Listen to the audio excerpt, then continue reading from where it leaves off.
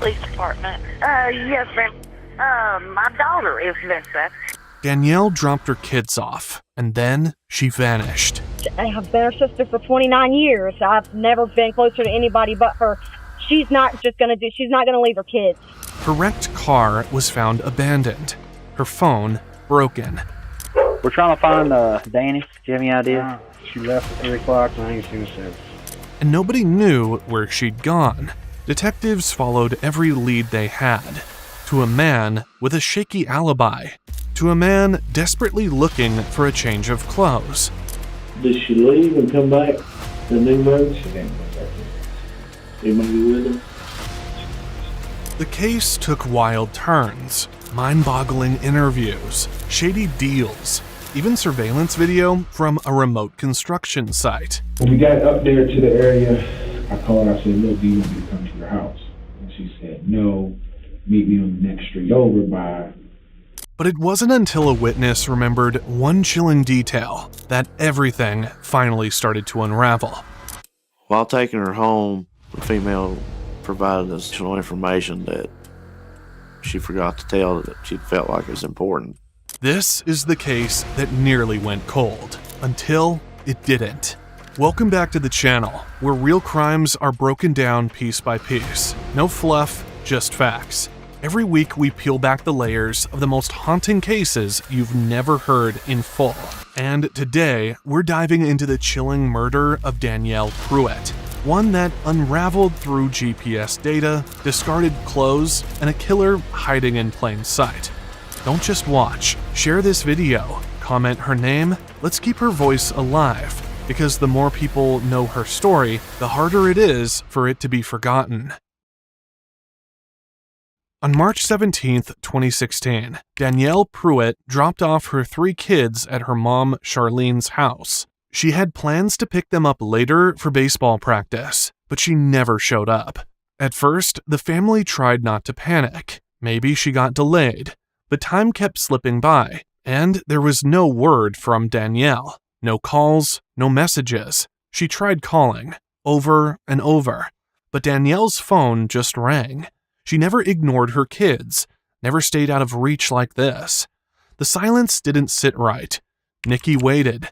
Charlene waited. The kids waited. But Danielle never came back. They couldn't wait any longer. Charlene picked up the phone and dialed 911. Police department. Yes, ma'am. My daughter is missing, and I was maybe if she was getting out of breath or what was going on. We can't find her, and kids are having a fit. Okay, honey. Trying to find Danielle Pruitt. Danielle? Yes, ma'am. Charlene said her daughter's name out loud, like maybe that would somehow bring her back. Then came more questions, basic ones. But Charlene didn't have the answers. Okay, do you know what she was wearing? No, ma'am, I don't. I haven't seen her today. Okay, and when was the last time you saw her? I think she left the house somewhere around 3, maybe, 3:30. And you didn't actually see her? No, ma'am. Okay, but her children did?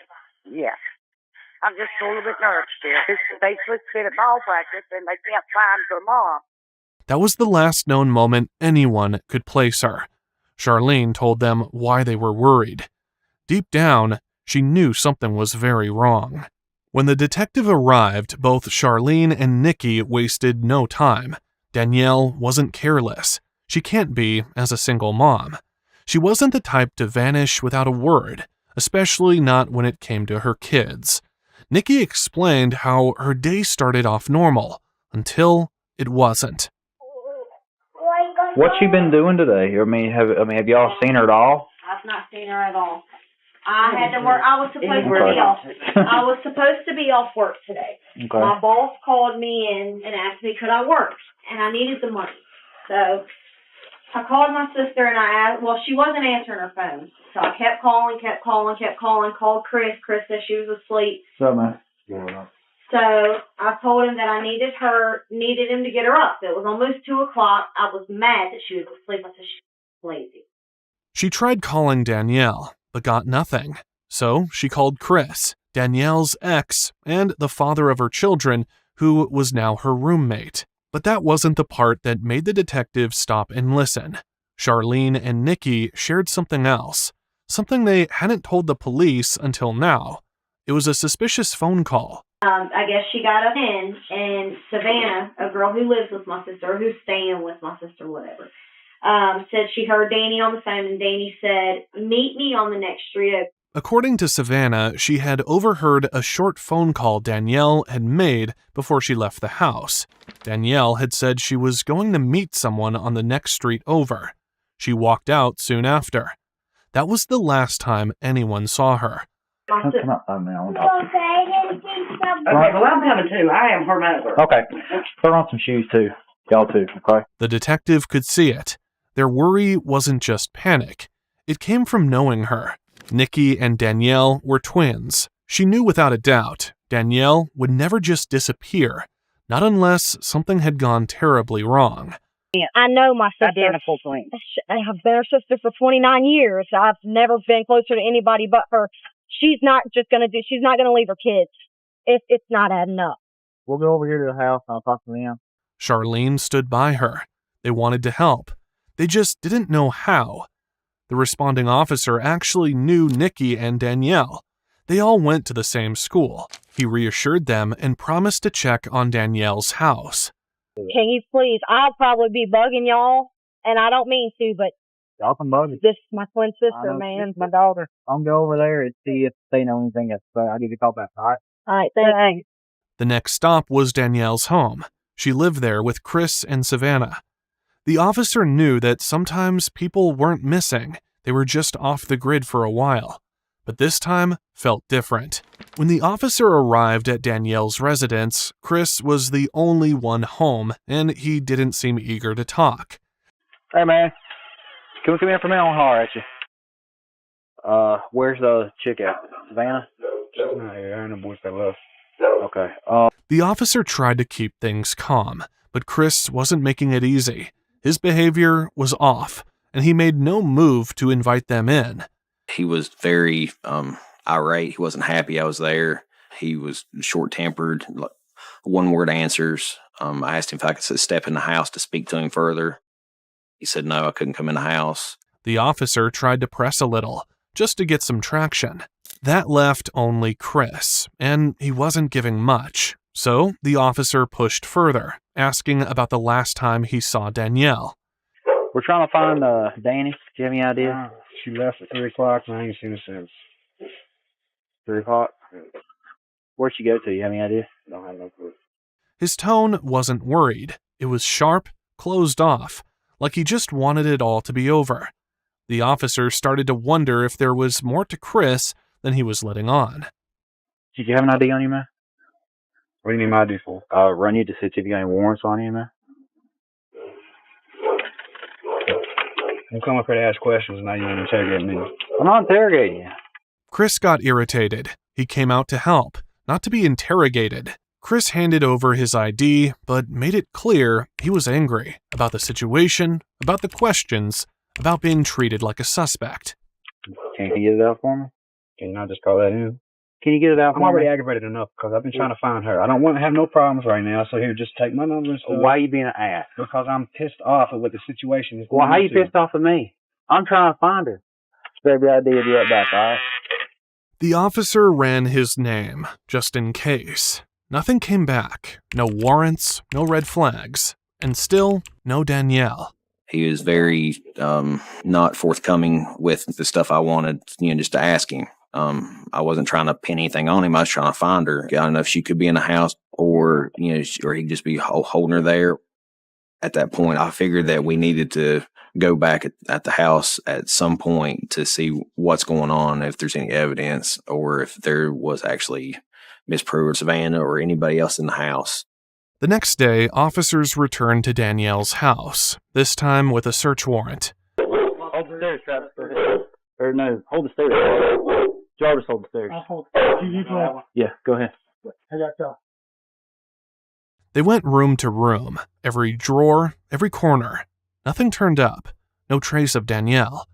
The house was quiet, too quiet. Danielle was gone, and now Savannah had vanished too. No one had heard from her since yesterday. When we got the warrant on the house and we responded, the SWAT team, which I was a part of at that point, went inside the house and cleared it, just hoping to find Danny or Savannah or any other evidence that might lead to finding Miss Pruitt at that time. Deputies had tried calling her over and over, but there was nothing. No answers, no trace. Could something have happened to her too? And then, just like that, Chris disappeared. The same Chris who had been living with Danielle. The same Chris who knew both girls. Now, he was missing too. Was he hiding, or was he running? Inside the house, everything looked untouched. No blood, no mess, no signs of a fight. We didn't actually know where to go to at that point. There was no bleeds or evidence there that we seen right off at that time that could lead to her. But with no clues to work with, the case was starting to stall. The pressure was building. They had to find Chris fast. And then, out of nowhere, the phone rang. It was Chris. He'd called Danielle's family. He said he found her car. 13 to 14. Go ahead. Hey, I just talked to this, her sister. The blue car is at Graham Rec Park. You head there? I'm heading there now. He said her car was just sitting at an auto body shop in Grant Park. Officers rushed over right away, but by the time they got there, Chris and Danielle's family were already on the scene. They'd gotten there first.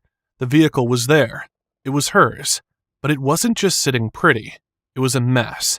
This is the missing person, which I told him not to touch it. Y'all step back from the car, guys, please. Yeah, just just step back. The guy in the hoodie, he popped the trunk just because he seen all the blood here. Blood was smeared along the back bumper. There was blood inside too, enough to know something awful had happened. Just because he seen all the blood here. Okay. What?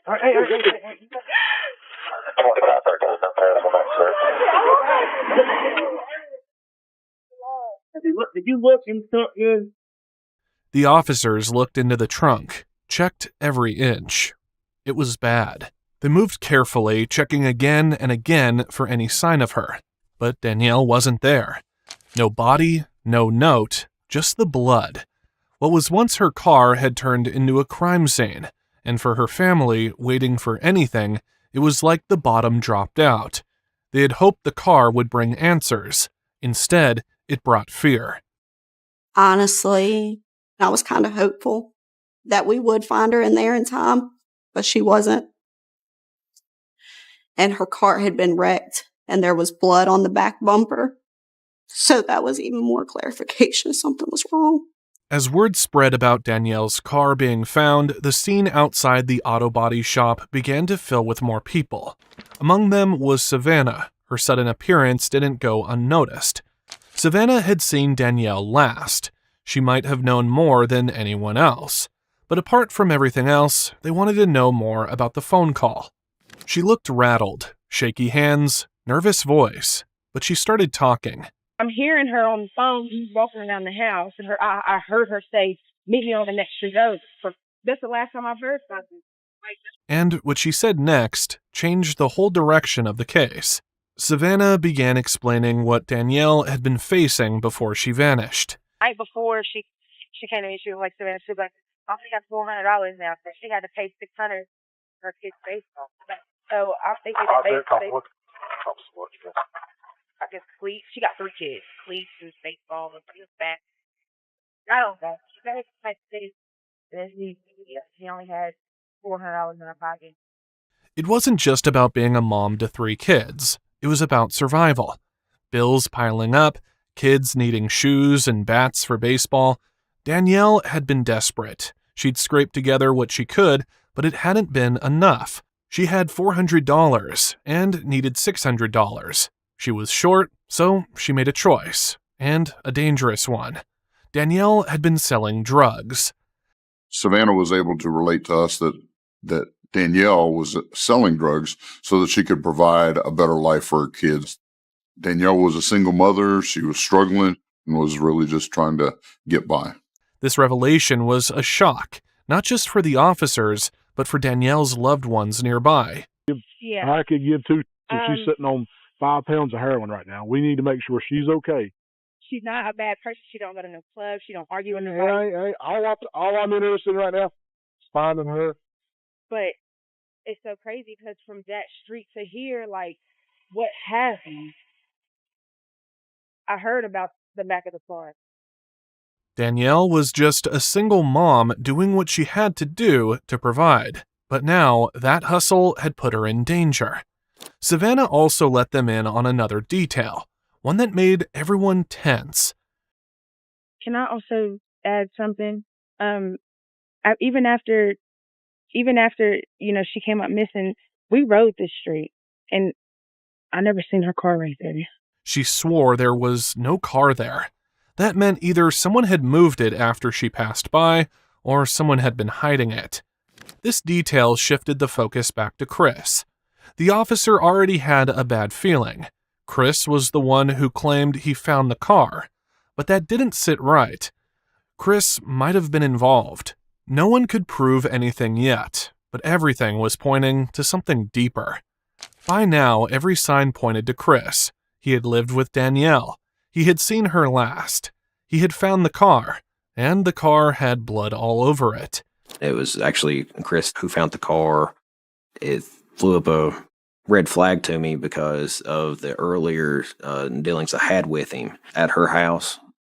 Then also, early in the night, I drove by that same place. I never did see the car. And it made me wonder, could he be involved in this case? The detectives didn't waste any time. They brought him in for questioning. All right, Chris, I know you know why we want to talk to you, right? You know why we're talking to you. Right. All right, can you tell me about Thursday? What started as a calm conversation quickly turned into something else. Chris acted like he didn't understand why he was there, but the officers made it clear. They needed answers, not guesses, not attitude. All right, can you tell me about Thursday? Which is the day that she went missing. Her sister called, so I woke her up and put her on speakerphone so they could talk. He said he woke up to a call from her sister, put it on speaker, let Danielle talk. That explanation on the surface seemed simple, but the deeper the detectives pushed, the more the cracks started showing. What happened after that? She finally woke up. She made a few phone calls. The last thing she said to him is, I got to run out for a minute and I'll be back. That was the last time he saw her. Only nothing about his tone or delivery gave them confidence. Now, did she leave and come back to New Road? She didn't come back to the house. Not one time. Anybody go with her? Then came the part no one could ignore, Chris's story about discovering her car. Next morning, I called Jess. Who is she? A girl that I've been messing with. She thought that she seen the car parked down there and she was driving that. So she said she thought she seen Danielle's car on her way through to your house, right? Mm-hmm. When she got there, at first I didn't believe her. I got my stuff on and got dressed, and I was like, well, let's go. So we took it. Mm-hmm. Was the car there? Mm-hmm. Now, what'd you do then when you went over to the car? Looking in the windows. I seen the trunk had a dent in it. I tried kicking the trunk open without touching it because I wanted to make sure she wasn't in it. He told the officers he found it near the auto shop and opened the trunk to make sure Danielle wasn't in it. But the way he told it, off. Defensive, irritated, like he was the one being wronged. This is where the room began to heat up. Detectives felt it. There's a link here, and then the car automatically turns up not far away from home. So there's a lot of questions, a lot of unanswered questions that we're trying to figure out. I pressed some details that was inconsistency of the investigation. He started getting really agitated and started yelling back towards me. And I explained to him, we have to know of what happened because you may be the last point of contact of us finding her. He got snappy, accused them of turning cooperation into interrogation. And now I'm feeling like this has turned in from cooperation to interrogation, and I'm getting fairly aggravated. Well, I hate it for you, my friend, because you got a lot of cloudy issues that I need to talk to you. You're not clearing anything I else. found the car. I popped the trunk to make sure she wasn't in it. But the detective had reason to press, because when he opened that trunk, he said he saw blood. He didn't react with fear or panic in the retelling, just irritation, and that rubbed everyone the wrong way. Seen blood on the back of it. I'm not saying anything bad about that, but you come up with the attitude, don't come and give me attitude. I'm trying to get the answers here that we need to know. This has been so trying on my mind. You don't understand. It's nearly broke my mind. I can barely function because all I think about is this. But his words didn't match his body or his tone. The car showed up in a place where neither Savannah nor a detective had seen it just hours before. And Chris, he was the one who found it, again, conveniently. His story wasn't holding, and now his reactions were only making it worse. Still, there was no proof, no weapon, no witness, no Danielle. So after hours of circling him with questions, the detectives had to let him go, but not because they believed him, only because they couldn't prove what they already suspected. Chris wasn't just part of the story now, he was the center of it. Everything had been stalling, until now. But then something happened. Detectives knocked on the door of a man whose name had barely surfaced before. But when they found Danielle's phone in his possession, everything changed. Just like that, he was no longer background noise. He was center stage. Officers brought him straight to the station. Now, they needed answers. Maybe a seat right there. Tell us about that cell phone you found. Not far from town, he stumbled across something odd near a bridge. It was a phone. Just got off work. I came down exit 5 right there at Taz Motel.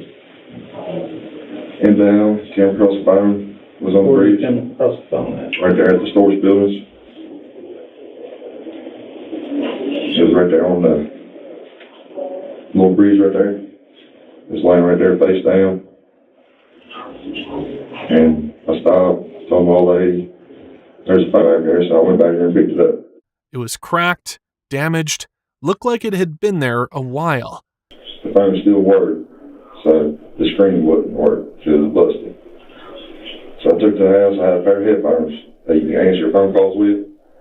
I put those in, answered the phone calls, so I get the phone back to the people. You answered the phone? Is that what you're saying? Yes. It was.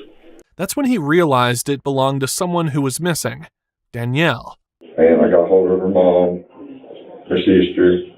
They said, where's Danielle at?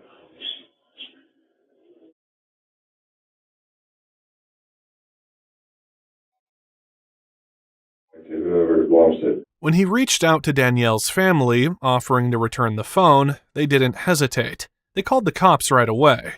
But surprisingly, he didn't run or hide. He actually volunteered for the interview on his own, ready to help however he could. After a quick look into his story, detectives were able to clear him. He had nothing to do with Danielle's disappearance. Danielle's car had already been discovered, wrecked and bloodied at an auto body shop. Now her phone turned up shattered, tossed near a bridge, like it meant nothing. That was the moment everything shifted. This wasn't just a missing person case anymore. Detectives began thinking differently. Instead of searching for a girl who vanished, they were now looking for a body. Officers started combing through remote fields and overgrown stretches of land, close to where her car was found. As we turned the corner, we saw what appeared to be a brown blanket covering something. Then on March 18th, 2016, in a quiet patch of woods, the worst finally revealed itself. The search came to a standstill. Underneath the brown blanket were human remains. And it was unmistakably female, a foot with pink painted toes. All tattoos matched her description. It was her. I see the head right there. Pick the sort of hand up. There's the foot right there. Yeah, she got pink toenail polish on. All right, back out. Everybody back out. Yep. Gotcha. The moment they confirmed it was Danielle, everyone stepped back. Danielle was gone. When I peeled back the blanket and saw that we had a human body here, we started seeing tattoos. And the one tattoo of the flower on her upper body, her family said that was the newest tattoo that she had. And once we saw that, we knew that the victim was Danielle. What they found was worse than any of them had braced for. Her injuries told a horrific story. Her face beaten, swollen. Her jaw twisted, clearly broken. Both of her eyes were bruised, shut tight. Her hair soaked in blood and tangled with leaves. She had been dragged, left, dumped. It was obvious that she had died in a violent way. Her hair was saturated with blood and leaves and sticks from where she was drugged to the scene. Her jaw was askew from being broken, and both of her eyes were blackened. There were numerous lacerations, cuts, scrapes, drag marks. Cuts, scrapes, and drag marks covered her body. It was clear someone wanted to hurt her, and they had, badly. If we can use flags to mark evidence, that would be great. You know, I'm just making a suggestion of working here out where we first saw that first spot and just kind of hit the flood, and that way we can mark as we find them. I knew it was going to come to this, just didn't know where. But for all the horror at the scene, the detectives hit another wall. No murder weapon, no footprints, nothing that pointed clearly to who had done this or why. They had a body now, but what they didn't have was a killer. They knew someone had done this with purpose, someone close, someone who knew where to leave her, who knew how to avoid being seen. But the longer they waited, the colder the trail grew. The killer was still out there, and they were already slipping through the cracks. And that's when a woman's tip gave investigators their first real lead in weeks. We had a female come into the office that felt like she had some information about a gentleman that had been at her apartment. One that finally broke the silence around Danielle's last known hours. She said a man was at her apartment the day Danielle went missing, and what led her to come forward was his suspicious behavior. The detectives quickly began connecting dots. And this is on Friday evening? Yeah, Friday evening. So you Are were you there sure it was on about 7. Friday evening? No. Wait a second. Was it Thursday, the day the girl went missing? Mm-hmm. Then it was Thursday at 7. He was there about 7. He left about 9 o'clock. Okay. Was he by himself? Mm-hmm. Okay. You remember what he was wearing? Blue jeans and a white tank top. The detectives wanted to know what happened inside the apartment. Did she give him one? No, she said that she didn't probably have one that would fit him, but she said even if it was dirty. So she said that it didn't matter. So she never gave him one. The man came there asking for a shirt. She didn't really know the man all too well. The man had shown up at the woman's apartment around 7 p.m. on the same night Danielle vanished, stayed for a couple hours, then left without explanation. That alone wasn't damning. It was what he said before leaving that shook the detectives. I think he said, if anybody asked, I was here at your house at 2 o'clock, since 2 o'clock, when he left. And that's the last thing he said. He said, if anybody asked, he said, I've been here at your house since 2 o'clock. He came to the house at 7 p.m. Why would he say that? Why lie about the time? And more importantly, why would he assume someone would ask about his whereabouts unless he had something to hide? What began as a missing persons case had grown into something else. The detectives had been looking in the wrong direction for weeks, but now, with this woman's account, they had a thread to pull, and they weren't letting go. After that game-changing interview, officers offered to drive her home. But what should have been a quick drop-off turned into something else entirely. While taking her home, the female provided additional information that she forgot to tell that she felt like it was important. Midway through the ride, she suddenly remembered something, another strange moment that had slipped her mind. So, Tell me about it. Okay, well, it was before that. We was coming down the highway. So he looks in his rear view and he sees a cop. And it's like, it's a way distance. It wasn't bothering us. We was, it was way back there. So he starts tripping and he's like, I got to get off the highway. I got to get off the highway. And we had just turned like in the middle of the curve. And he's like, throw these out. And I was like, what? And like, he just said, throw them out. The man had come back the next day. This time, he asked her to do him a favor, took her for a drive. And that's when things got even weirder. But who was this elusive man? Well, that answer came from the woman too. It was Sean Wakefield. Sean wasn't a name that had surfaced before. He had slipped under the radar while attention stayed fixed on Chris. But now, between the woman's unnerving story, his suspicious behavior, and his clothes tossed along the highway, Sean Wakefield had become impossible to ignore. But right now, the detectives were more focused on his clothes. Was they in a bag? No, they was just balled up. I was just looking straight and he was driving and just reached in between his seats. So I'm guessing I didn't see anything in the back seat. So I'm guessing they might have been under his seat, under the back seat.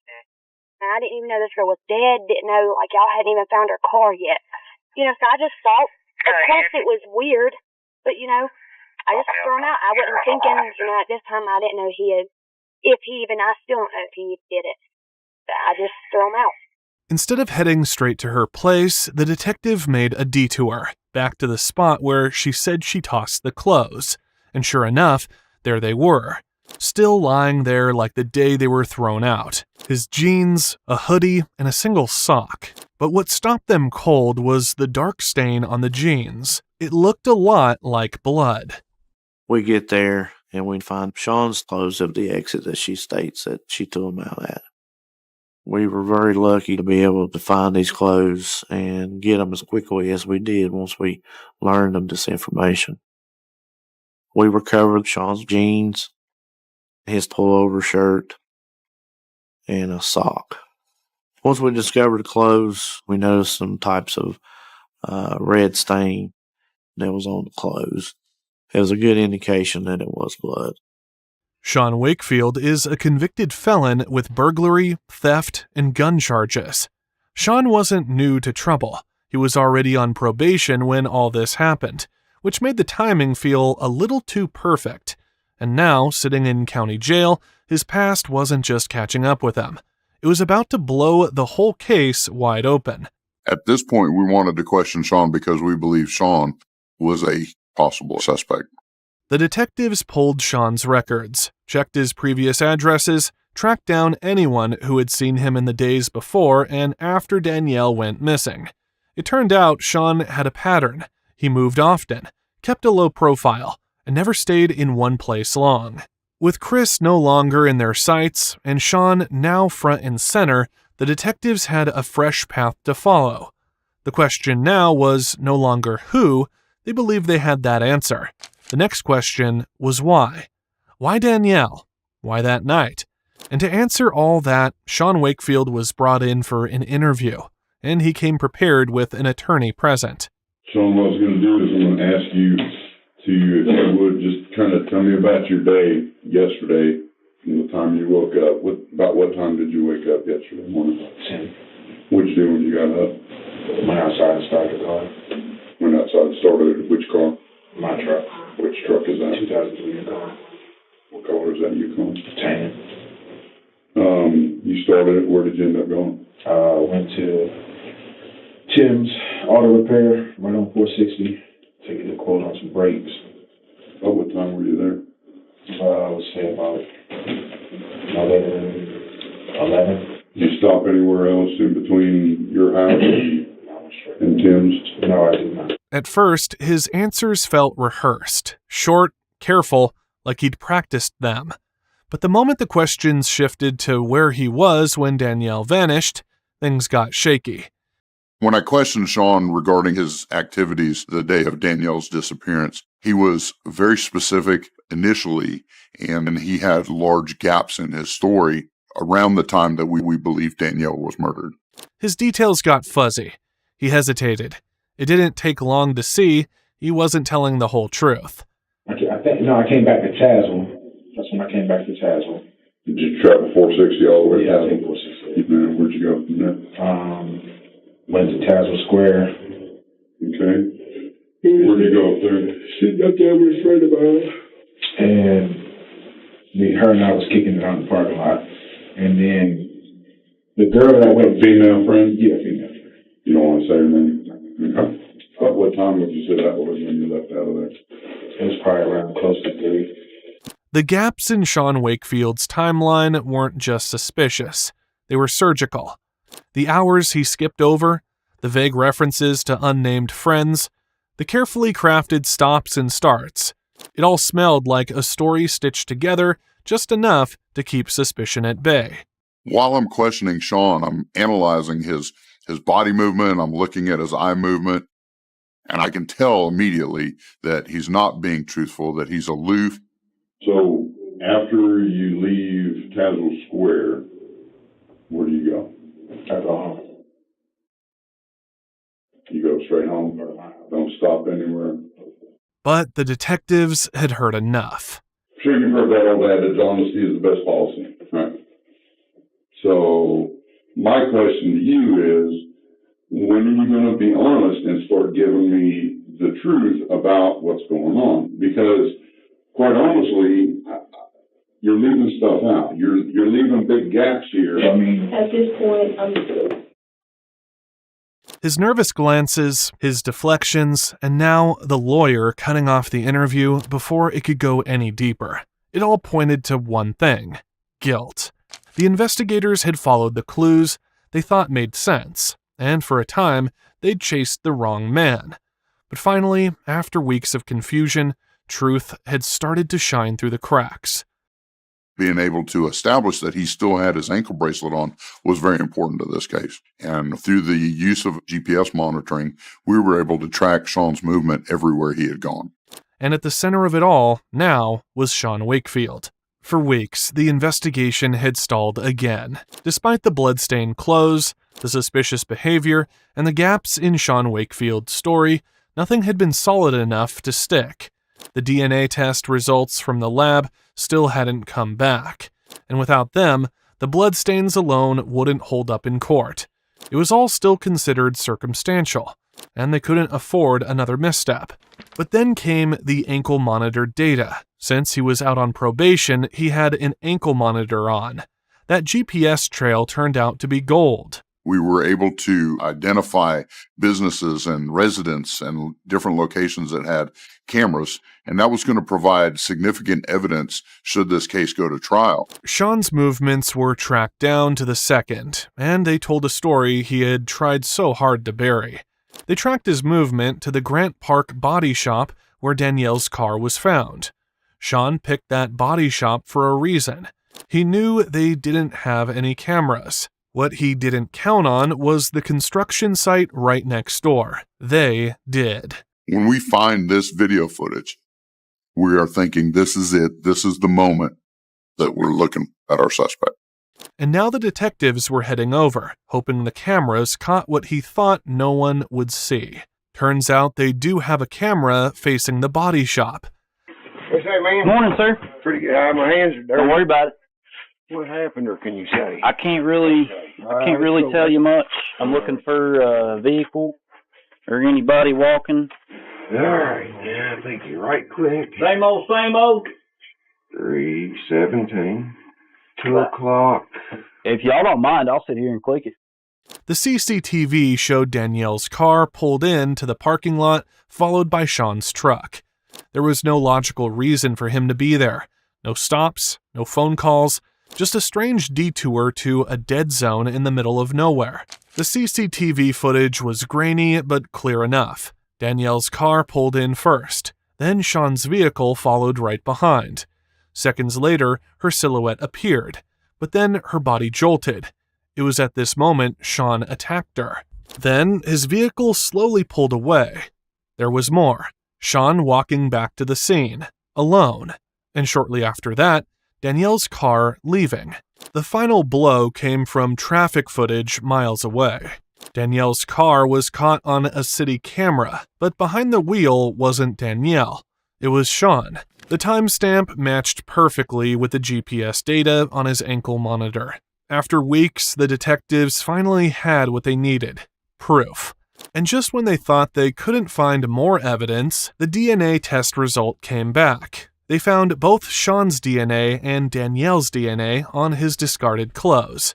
It was time to charge him with Daniel Pruitt's murder. But what if he finally confessed? That thought pushed detectives to bring him in one more time. This time they laid it all out: the GPS data, the surveillance footage, the clothes, everything. He was given a chance to come clean, and at first it seemed like he might. He admitted he knew Danielle, said they met around 3 p.m. that day. Had you bought drugs from Danielle before? Yeah, previous occasions, yeah. You know what time you called Danielle? I called her at 3:15. I told her, buddy of mine's trying to get some. When we got up there to the area, I called her. I said, look, do you want me to come to your house? And she said, no, meet me on the next street over by the graveyard. Now, did you actually meet her? No, I never seen her. He gave up a small truth, but not the whole story. Not even close. Do you know where Danielle is right now? No, I do not. Did you have anything to do with her disappearance? No, I do not. Have you put your hands on Danielle with the intent to cause bodily harm? No. Anything else you want to add? No. Okay. This wasn't just about poking holes in Sean's story anymore. This was about justice. For Danielle, for her family, for her kids. At this point, even without Sean's confession, we were very certain that Sean is our person. And they were ready to take the next step. The truth was no longer hiding. It was sitting right in front of them, with nothing left to say. Detectives believed Danielle had met Sean that day with the intent to sell him an 8-ball of coke. It was supposed to be a quick exchange, but Sean never planned to pay her. He was there to rob her, and when she resisted, when she fought back, he did the one thing that would guarantee his escape. He killed her. Danielle didn't go down without a fight. That much was clear. The trauma to her body told the story of someone who refused to be a victim. She tried to survive, but the brutal truth was she never stood a chance against a man like Sean Wakefield. In the end, detectives charged him with first-degree murder, and after nearly 2 years of watching the evidence pile up against him, video, DNA, GPS, lies upon lies, Sean finally gave up. He pled guilty and was sentenced to 57 years in prison. Just days before he was scheduled to be formally sentenced, another twist came out of nowhere. In November of 2019, the Tazewell County Sheriff announced that Sean had died in custody after a sudden illness. The exact cause was never revealed. It was a quiet end to a violent story. In the end, the case of Danielle Pruitt wasn't just about finding the killer. It was about the relentless pursuit of truth in a world full of distractions and dead ends. Even with every twist, every false lead, and every wrong turn, they never stopped. When justice is pursued with determination, even the most twisted of stories will eventually come to light. If you've been hooked by this case, don't forget to hit that subscribe button and turn on notifications, because the next story we dive into could be the one that keeps you on the edge of your seat. Drop a comment below and let us know what you think. Your thoughts could be the key to unraveling the next mystery. Until next time, stay curious, stay sharp, and always question what you see.